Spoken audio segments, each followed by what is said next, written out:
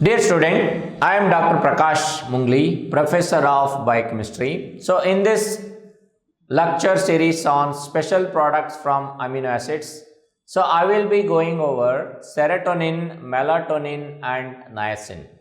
Let's get into details of each one of them. Tryptophan is converted into serotonin and niacin apart from going into protein synthesis. As it is clear from this particular slide, 90% of tryptophan, it is all diverted into protein synthesis. That's the most important function of tryptophan in our body, that it is used for protein synthesis. 9% of tryptophan is diverted into niacin, because 60 milligram of tryptophan is equivalent to 1 milligram of niacin, and that is one of the significant source of niacin for our body requirement of niacin. Now about 1% of tryptophan is converted into serotonin, and in this process there will be a requirement of vitamin B6. Even in the conversion of tryptophan to niacin, there is a need for vitamin B6 also. Now let's see how serotonin is synthesized from tryptophan. Serotonin is found in enterochromaffin cells in the brain and also in the platelets. Now the serotonin, it is synthesized from tryptophan in enterochromaffin cells and the brain, whereas platelets will take up a serotonin from the blood. Now there are two enzymes that are initiating a conversion of tryptophan to go towards the serotonin. The first one is tryptophan hydroxylase enzyme. It initiates the hydroxylation of tryptophan into 5-hydroxytryptophan, and that needs tetrahydrobiopterin. And the 5-hydroxytryptophan further, it will be converted into serotonin by a dopa-decarboxylase enzyme that needs pyridoxal phosphate as the coenzyme. That's how serotonin is synthesized. This happens in all serotonergic neurons. So all serotonergic neurons in the brain or serotonin synthesis in the enterochromaffin cells, they will express these two enzymes, that is tryptophan hydroxylase and dopa-decarboxylase, and makes the serotonin. So in this conversion, there is a need of BH4 as a coenzyme, and also there is need of PLP as the coenzyme. So with these two, serotonin is made. Furthermore, serotonin may go into acetylation and methylation to make melatonin, but that will happen in the pineal gland. We are going to see that later in the melatonin synthesis. Let's continue only with the serotonin now. Now the serotonin, it is a neurotransmitter in all serotonergic neurons of the brain. There it regulates appetite, it regulates sleep, sexual activity, aggression, so, and also mood elevation and all that. And also serotonin, it is a potent smooth muscle constrictor and vasoconstrictor. Like any other neurotransmitters, serotonin undergoes rapid degradation by enzyme monoamino oxidase into 5-hydroxyindole acetic acid. Note that in clinical depression, there will be decrease in serotonin. Thereby, these people, they will have low mood, decrease in the appetite, they will have sleep disturbances. And all these things can be brought to almost normal condition by improving serotonin levels. And one of the way to improve serotonin levels in them is to use monoamino oxidase inhibitors. Other drugs that can be used in the treatment of clinical depression is selective serotonin reuptake inhibitors, which are referred as SSRIs, and also tryptophan supplementation. or any food that contains higher levels of tryptophan will also help in a treatment of clinical depression. Coming to melatonin formation. Melatonin, it is synthesized in the pineal gland, and that is from acetylation of serotonin followed by methylation. As you see here, serotonin undergoes acetylation by acetyl-CoA to make N-acetyl serotonin, and followed by it is methylated using SAM as the methyl group donor, S-adenosylmethionine as the methyl group donor, to become melatonin. Okay, and that's how melatonin is synthesized in the pineal gland. And this melatonin, it maintains circadian rhythm.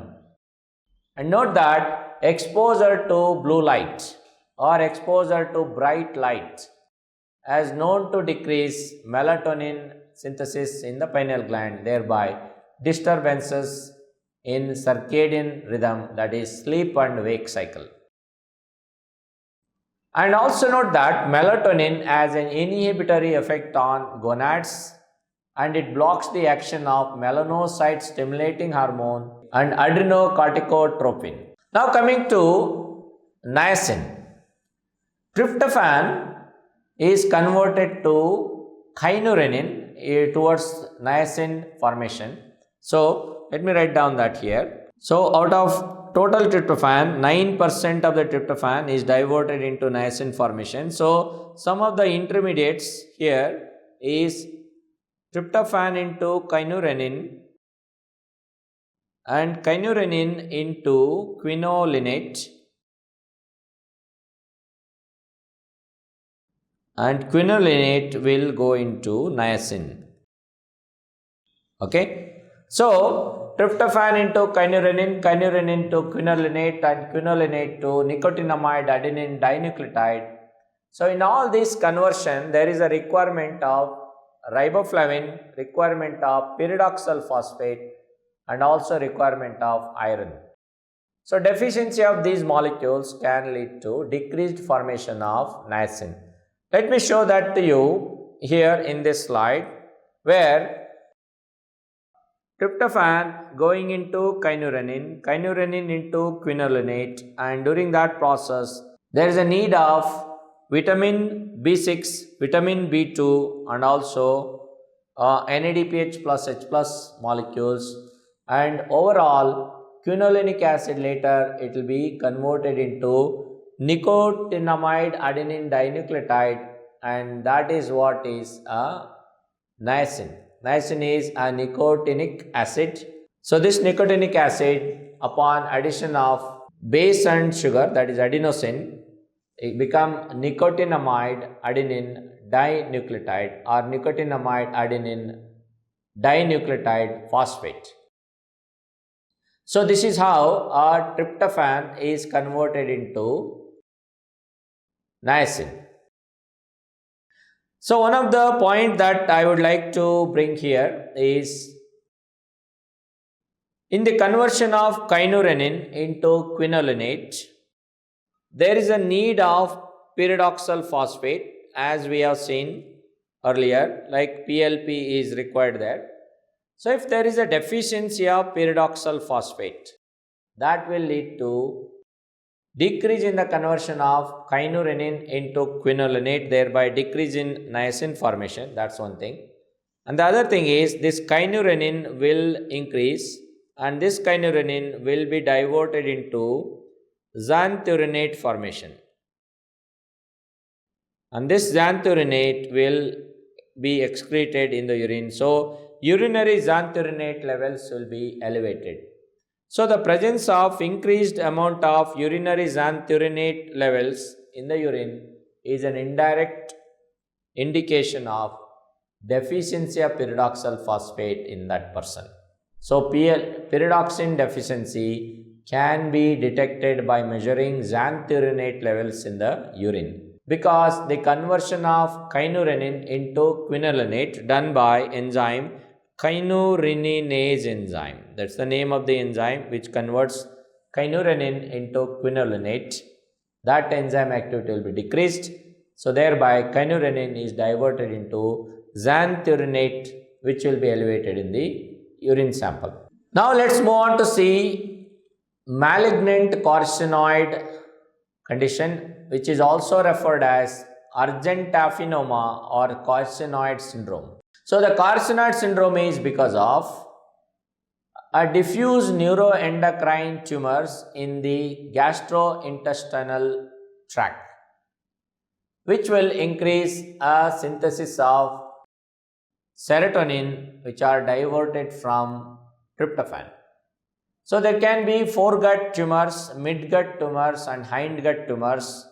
Most commonly the midgut tumors are the ones which will secrete high serotonin levels. So increased serotonin synthesis from tryptophan will lead to inadequate formation of niacin from tryptophan, because normally 9% of tryptophan is diverted into niacin and 1% of tryptophan is diverted into serotonin, whereas in this condition there will be higher diversion of tryptophan towards the serotonin and less towards niacin. Thereby there will be increased serotonin in the tissue and in the blood, but less niacin formation. So excess levels of serotonin in the blood will be presented with most common symptoms of carcinoid syndrome patients, and that is flushing and diarrhea. So symptoms of nicotinamide deficiency, that is pellagra, and negative nitrogen balance can also develop in this condition.